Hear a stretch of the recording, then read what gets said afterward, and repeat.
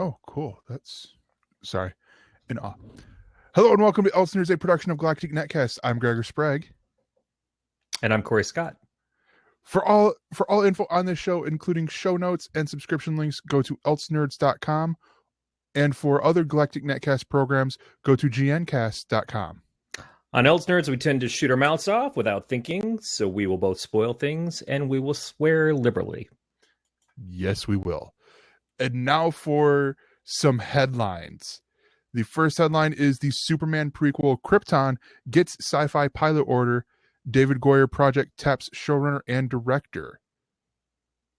Yeah, so Goyer is, of course, one of the people. He used to write for DC. He's become very predominant in the handling of the DC move to films, and kind of hit or miss. But so he's been working on this Krypton pilot for a while, and this takes place in the past, having to do with Jor-El's father, so Superman's grandfather on the series, and the House of El is in kind of a bad state. They're not really looked at with much respect at the point that this is going on. It's Superman's Gotham, is I guess what we're saying, except we can't have Superman running around as a little kid because we know he was sent to Earth as a baby. We could conceivably have Kara. Yeah. And the showrunner is I cannot find his first name, but his last name is Kindler, and he's where he served on this last season of Sleepy Hollow over at Fox as executive producer, and he was over there for the first 3 seasons. And he also worked on where he also created shows for Syfy, including Sanctuary, and he worked on Stargate in Atlantis and Stargate SG-1. Yeah, it's Damian Kindler. So he's got a good pedigree. He's not from. He's done stuff with Syfy. He's done stuff that's big in the genre community. Some popular shows. Also, the director for the first episode for the pilot is Colm McCarthy from Peaky Blinders. So there's some pedigree here. Yeah, a very popular British Netflix show. Yeah.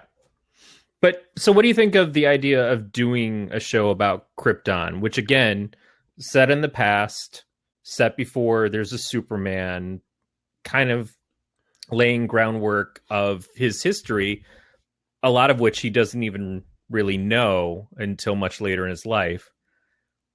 And we know how it's going to end. Yeah, I think the comparison to the comparison to Gotham is pretty well deserved, and it keeps me cautiously optimistic because this sounds great. It sounds like being at Syfy will be a great fit because you go over at Fox, you might have a bigger budget. It might also bite you in the butt with the episodes getting aired out of order. I'm looking at Firefly. I'm looking at Almost Human. I'm looking at Terra Nova. I'm looking at basically any sci-fi genre show that has aired over on Fox. If more people looked at those shows, they probably would have stayed in the air longer. So my curiosity is, how do they screw this up? Because one of the problems with Gotham is that they're introducing all of these other characters that are supposed to be Batman villains that he's supposed to fight, but he's only 12 or whatever in this show. And in this case, we're at least on a different planet. Nobody's supposed to have like the Superman type superpowers because they're still under a red sun. But what happens, like, if they... Obviously, elements can be introduced like Brainiac. We might see elements of Zod or Zod's ancestors. We might see elements of what would later become Doomsday or the Eradicator. But what if they somehow work out some historic way of meeting up with Luthor or something stupid? That's what I'm worried about. Like, yeah, Superman's got all these great elements you want to steal from, but you don't want to steal from them to put them on a different planet across the universe. So what do? What is the end game of doing this show about the history of Krypton before Krypton was really interesting? Krypton's interesting because it was destroyed.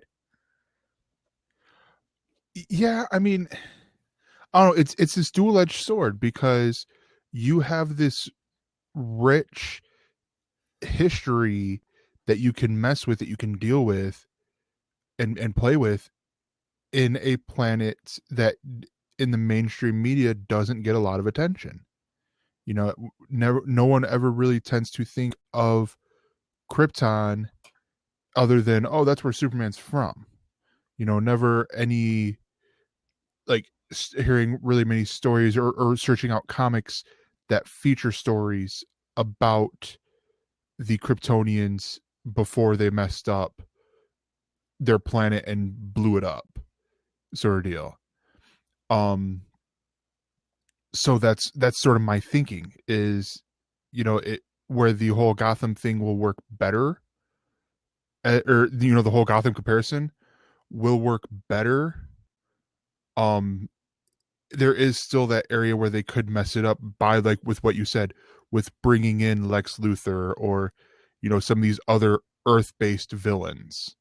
Yeah, and my only problem with these shows is that if they become a sort of telegraph to, oh, well, this is going to lead to this in Superman's life someday, and it's all this foreshadowing for the sake of foreshadowing, which undersells just telling your own good or reasonably good stories in this setting that you wanted to use.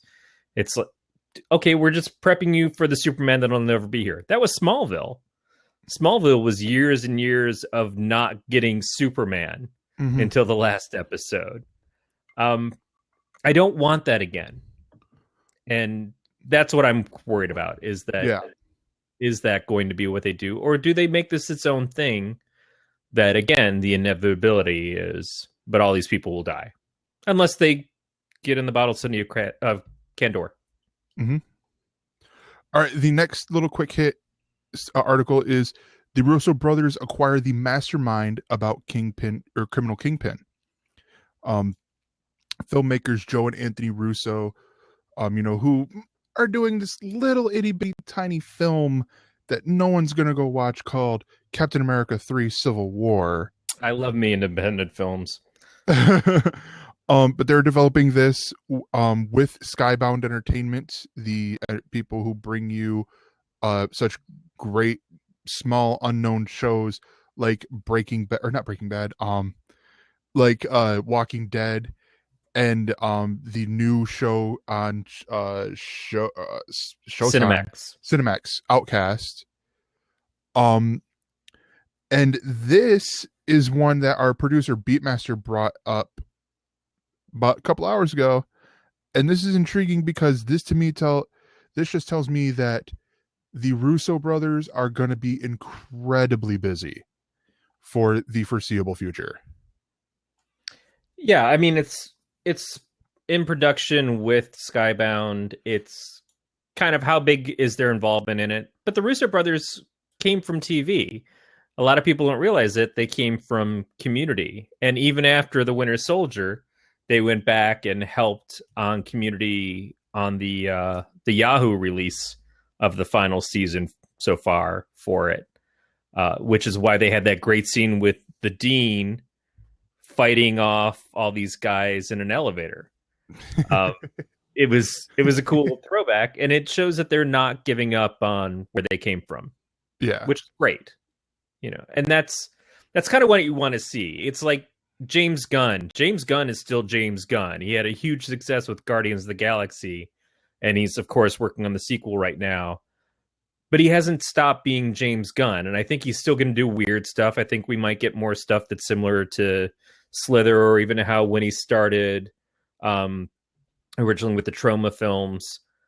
I don't see him disappearing from those kinds of projects just because he's got this big Hollywood hit. And that's great. And you kind of want to see people stick to the things that they love. Just like any actor who does the big film, but then they do the independent films because that's where their heart is. Where? Oh, you just reminded me of something. I don't remember where I heard it, but it was, for some reason I'm picturing Ben Stiller being involved in this, but they do the big production blockbuster film for Hollywood, and then they do the smaller thing that they want to make. I mean, that's essentially Brad Pitt, or was Yeah. Brad Pitt for a long time. That's what people used to say, is that he would go and he would make his giant, big mainstream movie, and then he would back off and do a couple independent things here and there that were closer to his heart. And that's way awesome if you get to continue doing that, and don't just say, well, I'm only going to show up in one movie for 4 days of filming a year, and then it's Mother's Day. I'm looking at you, Julia Roberts. You're fooling nobody. That wig.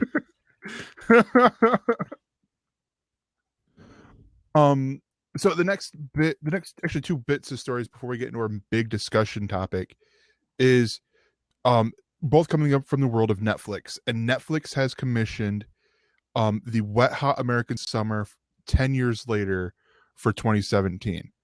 And this, with how everything went, and I saw the movie, I loved the movie. I need to finish watching the prequel, First Day of Camp series, but it still has me interested. It still has me intrigued, just because of the fact that, like, in my head, with how they were talking when David Wayne came on to what was it? I think it was The Daily Show. It was like one of the last interviews with Jon Stewart that Jon Stewart did. He was talking about the show, and he was talking about how, like, where it would go, like, continuing on and on, where it'd be like them in preschool and they're all geriatric or whatever. Sort of deal. But I'm like, it's almost like, okay, you sort of need to get a time machine now to do this, because you need everyone to be really young in order to do this.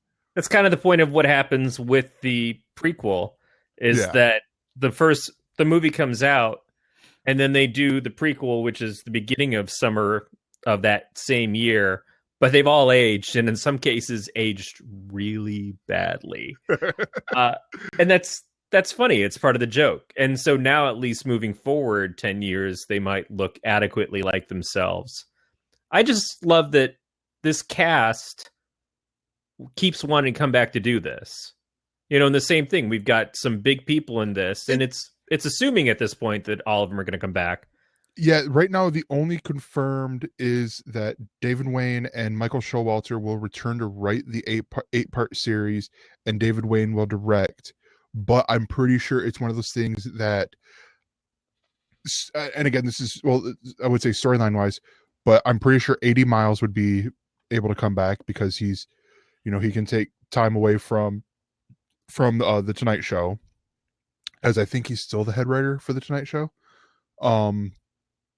But Paul Rudd becomes tricky because of his schedule with being Ant-Man over at Marvel. Bradley Cooper, there is that, but it's with him being a voice character, which is weird to say. It's not like Bradley Cooper's just doing the voiceover for Rocket Raccoon. No, he's got his show Limitless as well, that he produces and pops in, has a recurring role in there as well. And he's, again, he's not like, it's not like those are the only focuses. And the random Oscar nominated movie every year that he winds up doing with Jennifer Lawrence. Yeah. But I could see Amy this Poehler, obviously. Yeah, what's she doing? She got done with Parks and Rec, and she hasn't been. I'm joking. I freaking love Amy Poehler. But I think that's the whole thing, is that why would you even do this if it wasn't to bring this whole group back together? No, I think it'll probably end up being one of the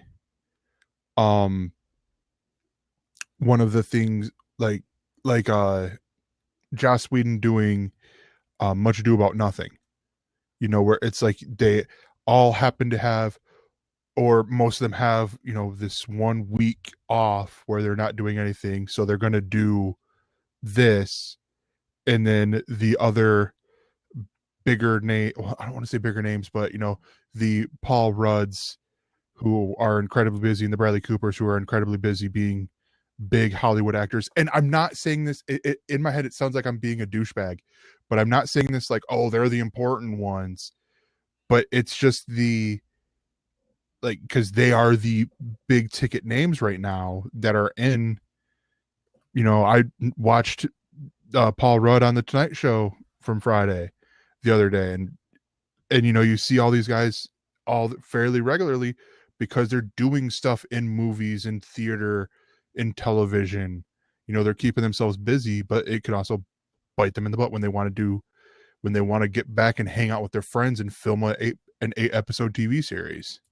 I just want to say it's good if you are a douchebag every once in a while. It'll make it seem less of a big deal when I'm doing it. Keep the heat down on me. Yeah. And then the second bit of news is pretty interesting. I am really excited for this news. It makes me need to finish watching Daredevil season 2. But the Punisher is getting his own Netflix TV show. John Bernthal is coming back. You've probably heard the news numerous times, but whatever, we're going to say it again. John Bernthal is going to reprise his role as Frank Castle. And the writer and executive producer, Steve Lightfoot, who worked on Hannibal and Casualty, will serve as the showrunner. So, that's really cool. And this will be with the Marvel Netflix deal, this will be the 6th series ordered so far.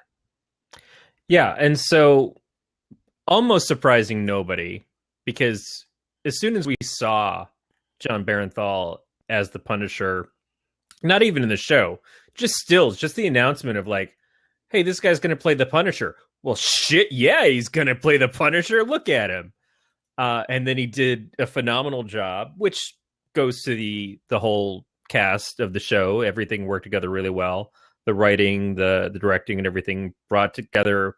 I'm not even a big Punisher fan. The only Punisher stuff I've ever liked was by Garth Ennis.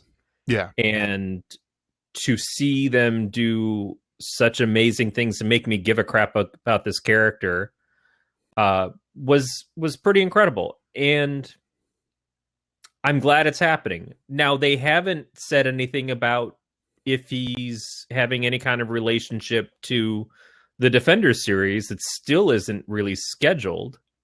We've had 2 seasons of Daredevil now. We're going to get a 2nd season of Jessica Jones. We know that the Power Man first season has been filmed or is filming. And we've now seen stills from Iron Fist finally, which has finally been cast. And we're getting some information. But Punisher is there. He's in that universe. Other spoilers for Daredevil season 2, Elektra is there and in that universe. We have a potential for Hellcat in this universe. So there's a lot of things that we could draw from that almost becomes as big as Civil War is with the amount of characters that you could pull in. But at that same point, with some of them, I would almost see a Marvel Netflix movie as opposed to a 13-episode season or series, even for that matter, because you get a point, you almost come to a point where either Marvel goes, we need a set our own separate section in Netflix, or they go, well, we're going to do this on our own over on Marvel.com, which I don't see them doing that one because, they're probably getting a lot of, heat. Well, not heat, but they would get a lot of heat from it, but they're getting a lot of, it's an extra outlet there to do that. Yeah, but think about it this way. Contracts are already signed. Mm-hmm. If you were Marvel and you had the ability to say to Robert Downey Jr. and Chris Evans and Helmsworth and Renner, all these guys, and you say, hey, the way the contract is laid out, instead of getting a 2-hour movie or a 4-hour movie split into 2 parts with you guys, we're going to do 10 hours of story with you guys. Wouldn't you do that? Yeah, but you run into a thing for the fan where all they're watching on Netflix is Marvel stuff. Marvel stuff. Yeah, but and then overlapping, like, because you would get to a point of such saturation where they'd be like, coming up in April, on the first week of April, is the 3rd season of Daredevil and the 2nd season of Luke Cage, and it's like, and people are, either binge watching one and then binge watching another, or they're like, all right, here, because they want to be like Flash and Arrow, where you can watch them and realize that they're in a relatively the same timeline as you're going through the series. Well, I mean, what you just said seems exactly like what everybody says about superhero movies, which is the oversaturation point, which is not proven true yet at all, at least as far as Marvel is concerned. Secondly, what you also described is kind of like what they already tried to do with Agents of S.H.I.E.L.D. and Agent Carter, which is when Agents of S.H.I.E.L.D. stops, we have a space there we can put Agent Carter in so that we don't lose viewers in that time frame for when Agents of S.H.I.E.L.D. come back. You just continue watching this hour every week in this spot. It's your Marvel hour. Mm-hmm.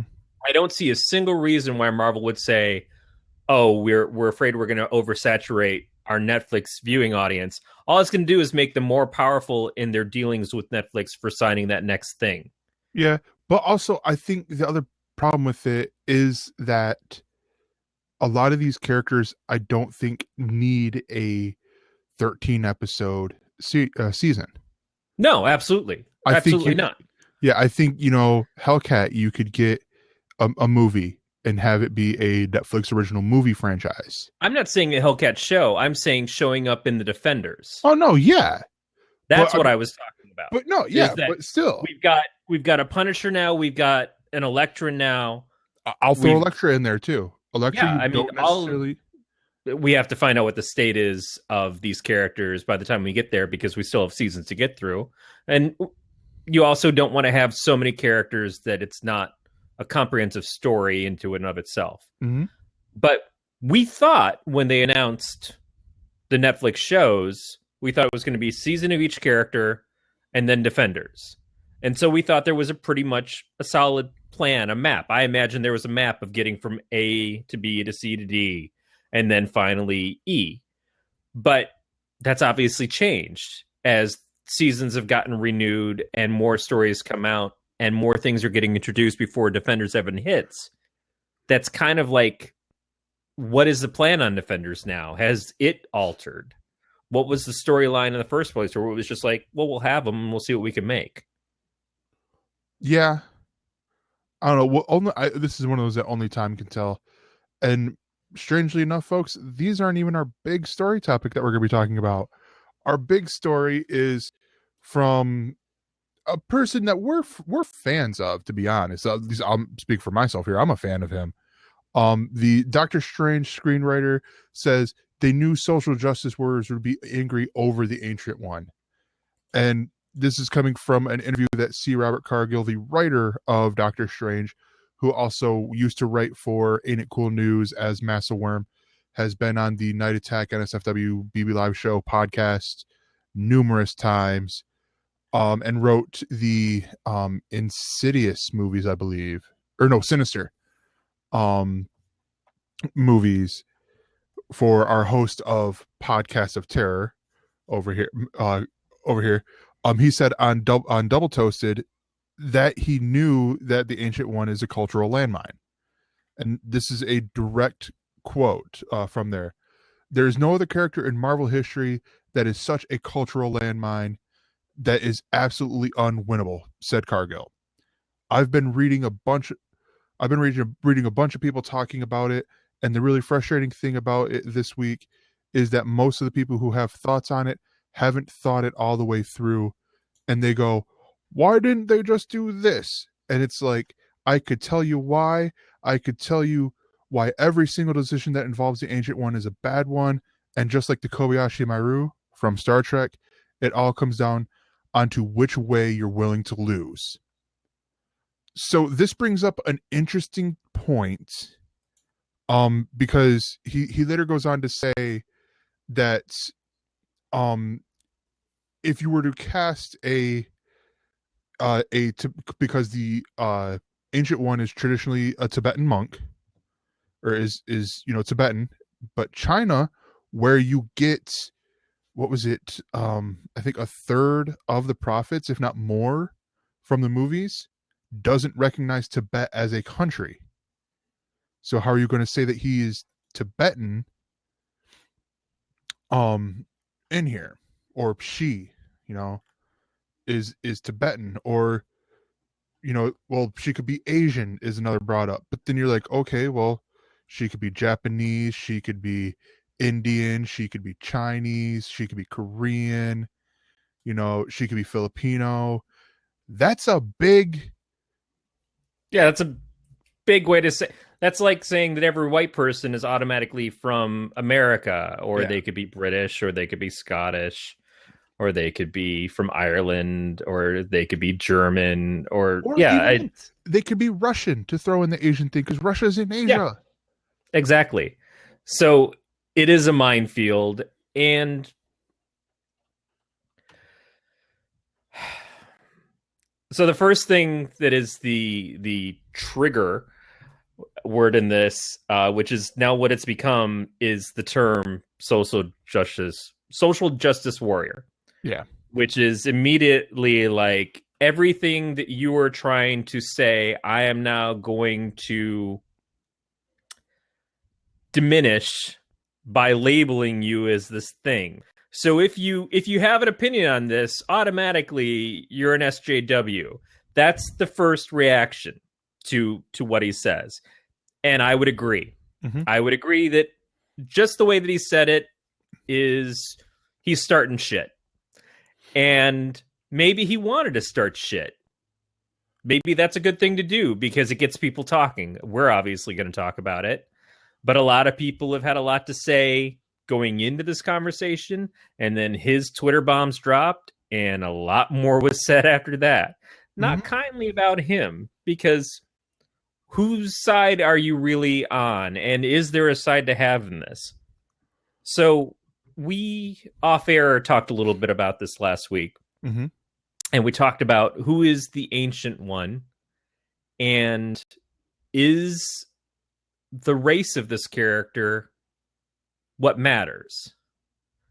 And are we predetermining the race of this character based off of who they are in the Marvel Comics series, when that's not necessarily who they are in the film? Yeah.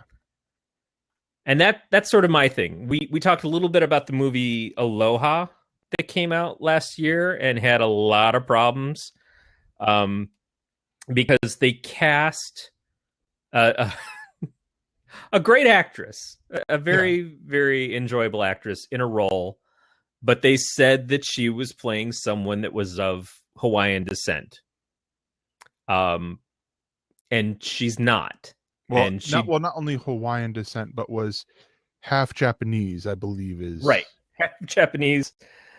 Yeah. I don't know if it was necessarily Samoan or what the other half was, but yeah. And she's obviously a Caucasian blonde woman playing this part. And it may be something that they tried to explain in the film of why she looks so different from both of these races that she's supposed to be portraying. But it just came across really wrong.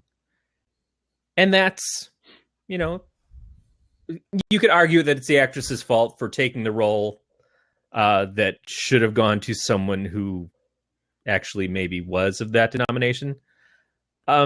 Certainly it seems like it was a bad part on casting or the writer for saying that this is who this character is. And if it's so important in the story that you even state that, why would you then choose an actress who doesn't fit that part? You're talking about the Ancient One now, right? And not Aloha. No, I'm still talking about Aloha. Because with the Ancient One, that's the thing, is we have no idea, other than the fact that it's called the Ancient One, and is a mystical force of some kind that is training Doctor Strange in this film. No idea what this character is. Yeah. You know, it's like assuming that it's Peter Parker in the mask in the Spider-Man role in Civil War. Now, yes, we've been told that it's this actor who's obviously white and British, although Peter Parker's not British, playing Peter Parker. Wait, Tom Holland's British? I think so. Keep talking. Am I talking out of turn? No, keep talking. So we know that it's Peter Parker, but realistically, he shows up on the screen in a Spider-Man outfit. If we didn't have that background telling us, we wouldn't know who it was under the mask. It's okay, and it's not unlike Marvel to say things are a little different in this. In the second Iron Man, we had a character, who did Mickey Rourke play? Oh, Whiplash. Whiplash, who didn't really seem like Whiplash from the comics at all. Was actually a very different character. We've seen them move away from Mandarin. Beatmaster's mentioning Mandarin. Yeah. Mandarin is in our minds one thing. Also, technically, and a not very great depiction of Asian characters. Then they Kingsley anyways. Yeah, my whole thing with this is that, and it's a real simple one. I look at the Ancient One in here as being similar to the Avatar on Avatar: The Last Airbender and Legend of Korra, because you go in there, and in this universe, it's not everyone is Asian. You know, you see this diversity of colors, you know, where some people look Asian, other people look more Samoan, other people look white, other people look black. Unless you're talking about the live action movie, in which case, which hold on, I'm sorry, they made a live action movie? No, no, they didn't. Yeah, that's right. They couldn't even get the name of the character right. But so I look at it this way, as the Ancient One is, or even better, because there's one you cannot deny, the Doctor from Doctor fucking Who. Sorry, I had to be the first to actually swear on the show. But he's regenerated over and over and over again, and his arch villain, best friend, the Master, has regenerated over and over again and swapped genders and all this stuff. Now, generally, yeah, he's been white, but you've had Londoners, you've had, you know, people from the north of England, Scotsmen playing Londoners, sort of deal. And so that's how I look at with the Ancient One is, yeah, this is a role that, if you want to be one of those super uber traditionalists, should be played by a Tibetan, or, you know, someone of Tibetan descent. But looking at it financially, you wouldn't just say, hey, people who would go see this and give us a third of our money, no, just go away. Well, I mean, I'm going to assume that it was the 80s. There was a movie called Remo Williams, The Adventure Begins. And the Remo Williams character gets trained by this guy named Chun. And Chun is the ancient master, you know, very stereotypical ancient master teaching some white guy how to fight. Karate Kid is like that. It's a lot of different things. But Chun was played by a Caucasian actor dressed up to look Asian. And that's just how it was. And that's sometimes how it still is. It's not great. If we are portraying Asian people on screen, then it should be Asian actors doing it. Yeah. Just like if we're portraying Native American people on screen, it should preferably be Native Americans, and so on and so forth. That said, Marvel has changed the race of characters before. People were literally begging Marvel to change the race of Danny Rand, the Iron Fist, to be an Asian actor, because there hasn't been enough of that or any of that yet in any of the Marvel films. And they're just like, yeah, we should do this. Marvel, go do this. So they're kind of asking for two different things. It's not cool if you change Kingpin to black in Daredevil. It's not cool if you change Johnny Storm to black in Fantastic Four. But it's cool if you change Danny Rand to Asian. I agree with part of that first statement there with the Kingpin comment, but with an asterisk, and that is unless it's Michael Clark Duncan. No, I mean, it is cool. It absolutely is cool. I'm talking about the people who are having a problem with it. No, I don't think those are the same people. I don't. But you can't have it both ways. So if you're saying people should get over themselves because this character has been turned black, and people should get over themselves that this character is not. I honestly think it's a case by case basis. Right. It's goddamn Marvel's stuff. They can choose to make what they want to make. All they have to do is be very clear in saying Tilda Swinton's not playing an Asian man. No. She's not. So don't look at the screen and be confused. Why does an Asian man look like a little blonde woman? Bald blonde woman. Yeah, it's well, eyebrows. But no, like to hit on the Danny Rand thing real quick, I wouldn't, and I'm not a writer. I don't claim to be. I don't play one on TV, but I don't see Danny Rand as anything but a white man, because a lot of his story, especially with what was the recent one that I cannot think of who wrote it, at Marvel Comics, you had his backstory of being in this dojo, and this might sound a little racist, and I apologize, but it works, in my opinion, better if it's a white man learning kung fu or whatever martial art it might be, as opposed to a Korean or a Chinese person or Japanese or whatever. It's a fish out of water story. Yeah, because exactly like that, because it is a fish out of water story. Right. It's the reason why the Karate Kid, both versions, and I'm going to include the later one with Jaden Smith in there, worked, is because they were fish out of water stories. It was hear him learning this whole thing and then taking to it so well that he gets the power of the Iron Fist and becomes the Iron Fist and all that stuff. That to me is the cool part. It doesn't matter. I'm like Stephen Colbert and the Colbert Report. I don't see race. You don't see color. I don't see color. I do. I absolutely do. And I understand. I totally understand why people feel like it's counterintuitive to the forward moving that we're seeing finally in comics. Is that, we're taking all these steps forward, but then something really just blatantly bad happens and we take all these steps back. And some people are arguing, it's like, some people just want to argue. Let's put it that way. Some people just want to fight.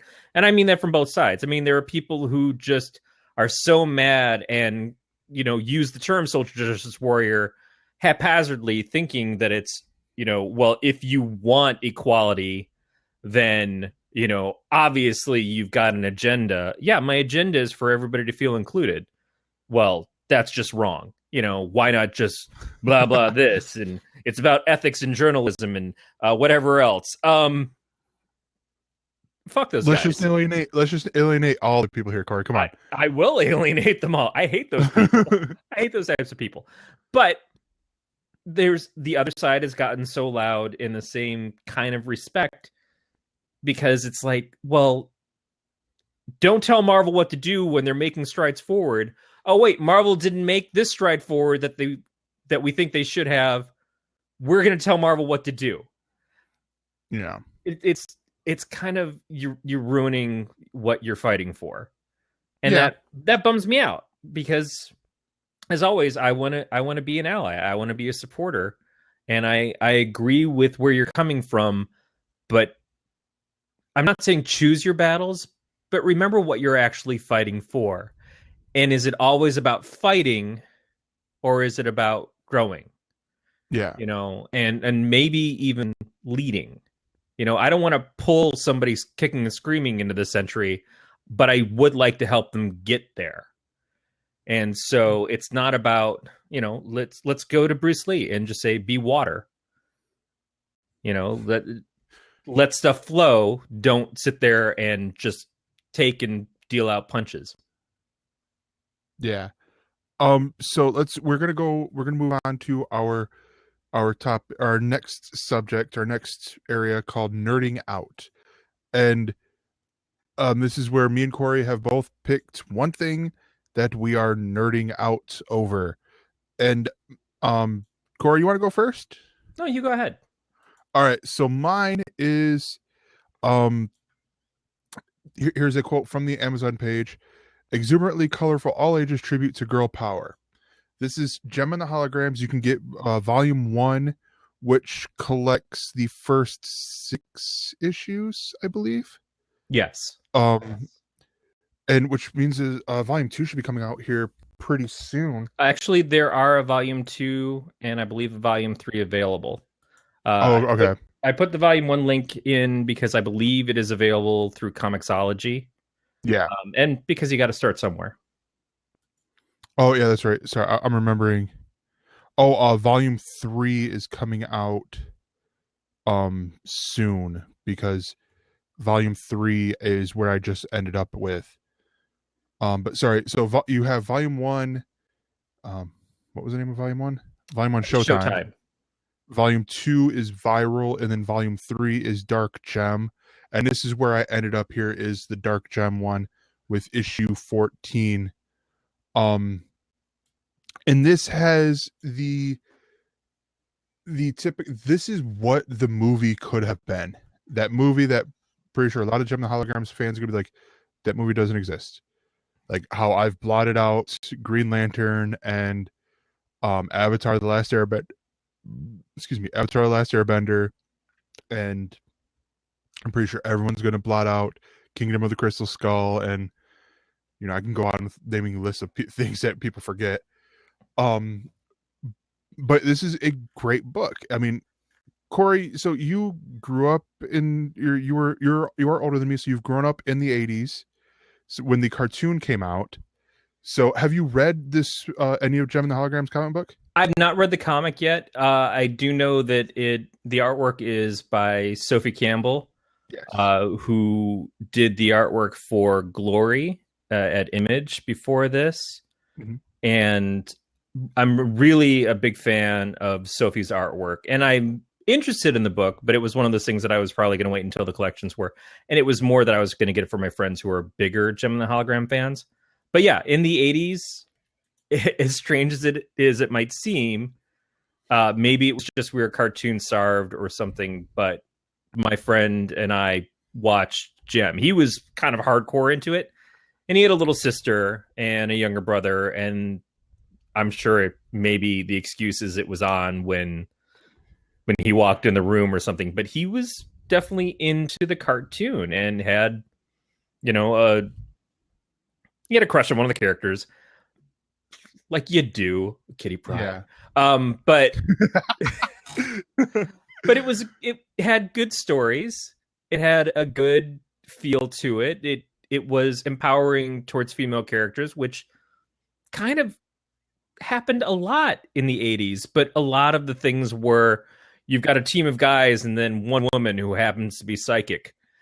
It was so many things. It's like, yeah, this dude has this power, and this dude has this power, and this dude is like all Wolverine and stuff, and then this girl, she's got telekinetic or telepathic powers, and she's the one. This was about the female characters. This was about Gem, or her main persona, and her sister and her band, and then the people that they kind of went up against were another female band until the second season when they introduced another group. But it was just it was great because it was something that could be watched by guys and enjoyed by guys. It wasn't dumbing anything down. It wasn't just setting up really stereotypical ideas. It was cool adventures that starred and were about women. That's my review of this comic in basics. No, because I asked you that mainly to get an idea on what the heart of the show was, because when I was born in 1989, I didn't really watch a lot of stuff from a lot of the cartoons from then.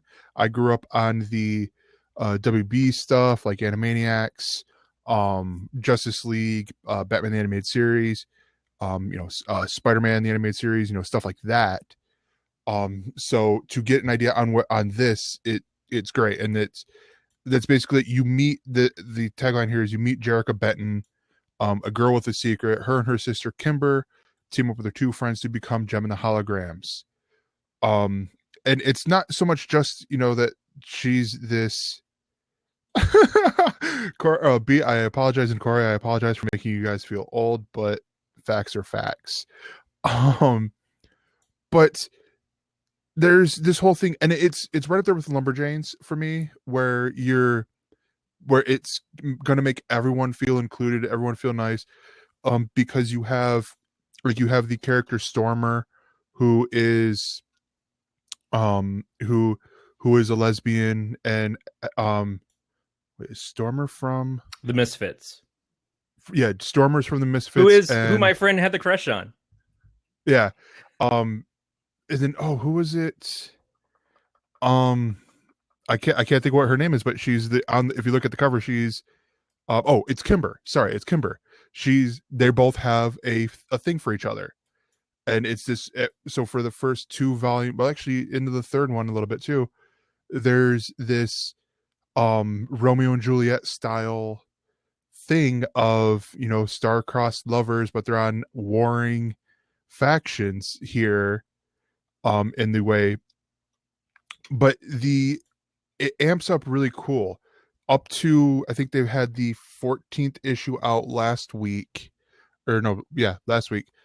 That if it's not the conclusion to the Dark Gem storyline, is the penultimate issue to the Dark Gem storyline. Just with the fact that you have that things have happened and you're starting to see conclusions to these things. And I'm trying to remain spoiler free for people of the comics. I will say though, it is really interesting to see music done in a book. It's interesting to see how they portray that without having sound. Yeah, and it works. That's something that I would be kind of curious about too, is how do you make that happen, because the music is such a big part of the show. And it works. I mean, there are times where, like, if I'm reading in the car while we're driving somewhere or whatever, I will skip over the songs a little bit, or I'll try to get the gist as I'm bumping along these bumpy ass Michigan roads. But I mean, it's well worth the pickup. I highly recommend getting the trade volumes. We will have links in our show notes for everyone. But yeah, and so Corey, you have a book that, strangely enough, how fitting is it that we both chose comics that deal with music, and in particularly relating to the 80s.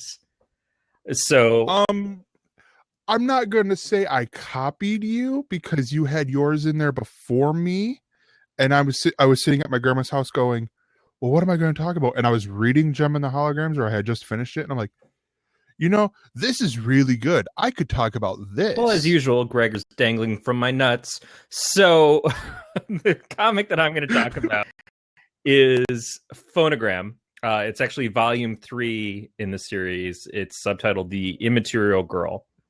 Now, Phonogram is a book by Kieran Gillen and Jamie McKelvey, and it's actually one of the things that they first worked on together. It might be the very first thing they worked on together at Image. way back in 2008, maybe even earlier than that.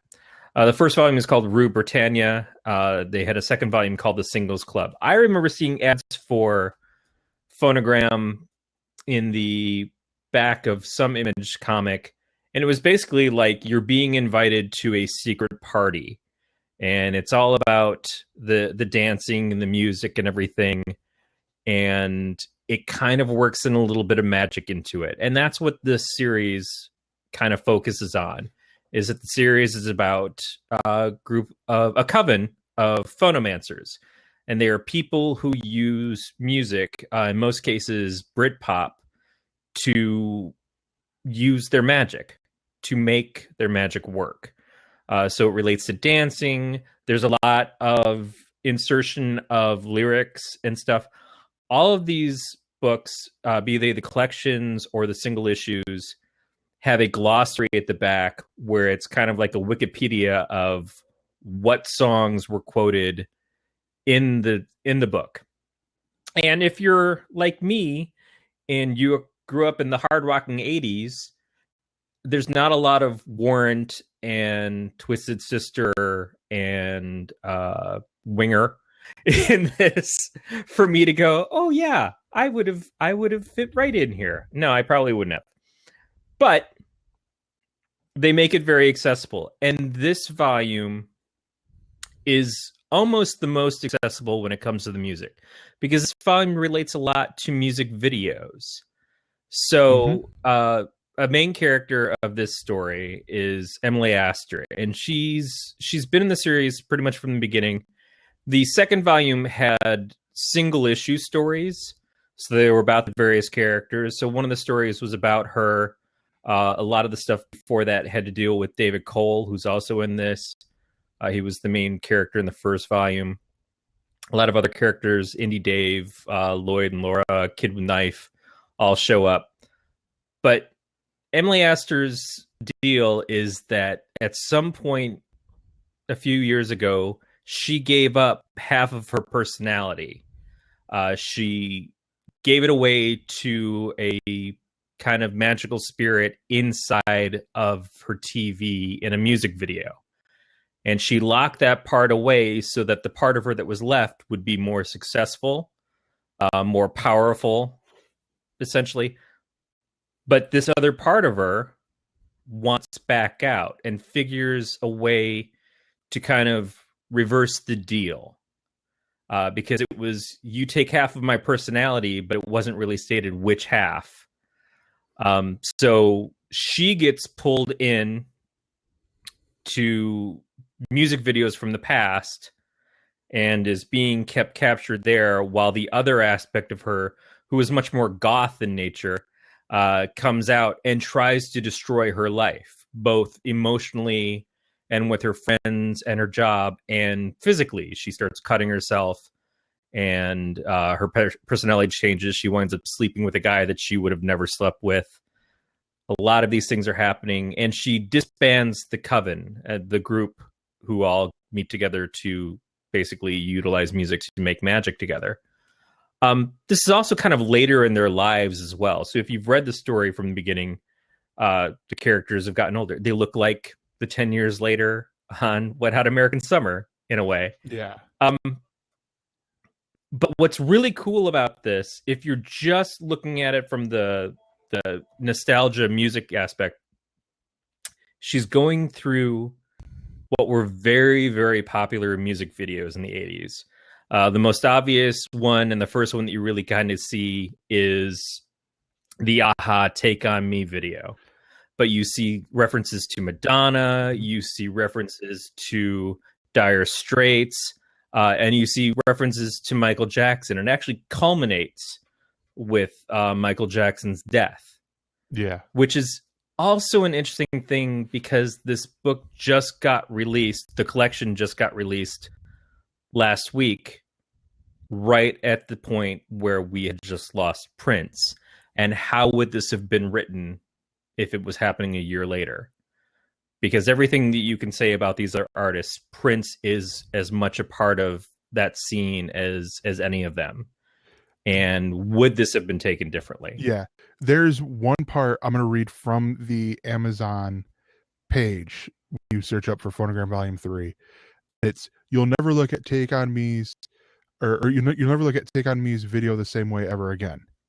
I don't look at the song the same, or listen to the song the same way.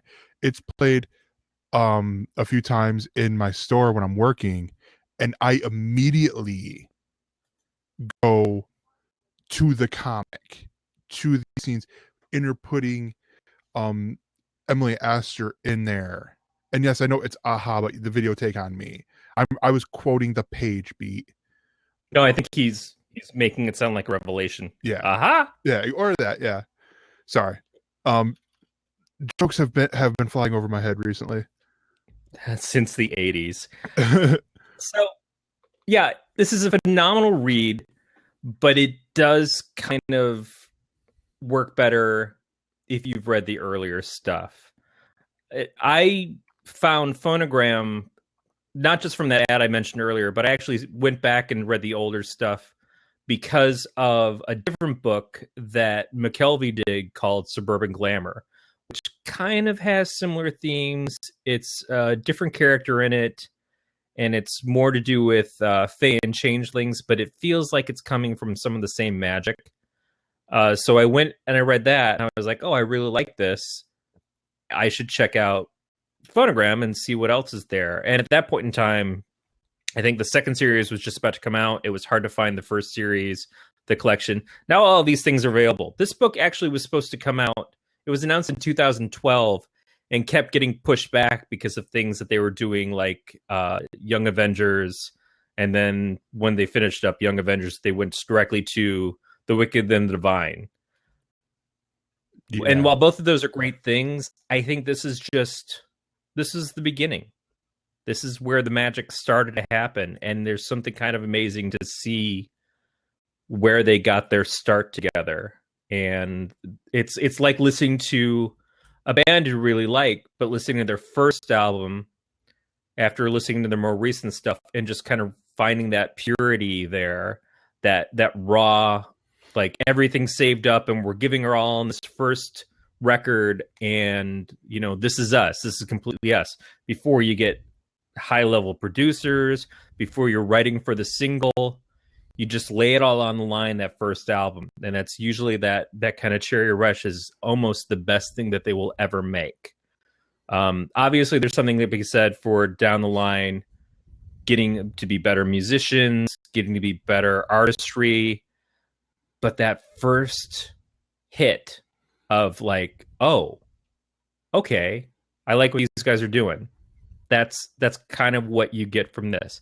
And it all just kind of relates back to music with this. And that's the magic of the book. And well, I think that's a part of what Kieran Gillen and Jamie McKelvey have done with their writing for a while. Because I got in or hooked on them through Young Avengers. Yep. Because I came in at the really started reading comics at the Marvel Now DC's New 52 launch, and so it was that especially the last issue of Young Avengers, where there was, or the last two issues where there was a playlist that if you're reading it, you played the songs, it sort of it synced up and stuff. And so, and yeah, I mean, it's like music is very influential in their work, and it really shows. Yeah. I mean, it's just the care, the thought process, the fact of you read it and it's basically it's building a soundtrack in your mind at the same time. This is what Spotify was made for. To me, this is like you read this book and you go and you put on Spotify and someone's made the playlist for it and you just listen along as you're reading, or you listen to it later and you just kind of let your mind drift back to the story and explore those corners that you didn't really get to look at directly as you were reading it. That to me is a brilliant type of art. Yeah. And I really hope that something else comes with this series. They kind of end at a point where it looks like it's getting sort of passed on to the next generation of the Phonomancers, and I'd like to see that next generation get their stories told too. Yeah. Well, I think that's just going to do it here for us. So you can contact us by leaving us a voicemail at 805-328-3966 or our email, mail@elsenerds.com. For all our subscription options and links can be found under the subscribe tab at gncast.com. That's GNCASTS.com. And you can join our Facebook page under Galactic Netcasts and follow the show on Twitter at ElseNerds or the network at Galactic Netcasts. And you can follow our producers at Beatmaster80 and at Mr_Fusion. And you can find me on Twitter. I'm at that Gregor. And Corey is at Don't Ask Comics. And you can also find my comics at donutscomics.com. Yes. And the final thing, I guess, to be said is this has been a Don't Tell Glenn production. We will see you guys next time. Take care, everybody.